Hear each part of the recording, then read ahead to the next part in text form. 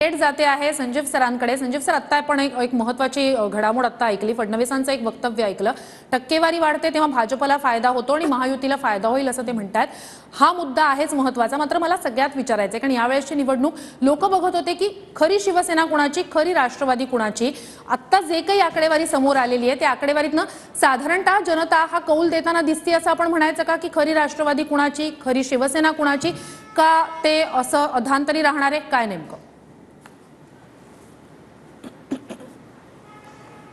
नाही, एकंदर ते अदांतरी वगैरे असं काही राहणार नाहीये। जो एक्झिट पोल आहे तो बऱ्यापैकी म्हणजे एकंदर सुसंगत असा आहे म्हणजे परिस्थितीशी। तर त्याप्रमाणे मला असं वाटतं की एक्झिट पोल प्रमाणे त्यांची परिस्थिती ही आहे। मी जसं मगाशी म्हटलं की पहिलं त्यांचं ज्या पद्धतीने ते फोडून बाहेर आले होते, ज्या ताकदीने, शक्तीने, ती शक्ती त्यांची कमी झालेली आपल्याला दिसते एकंदर एक्झिट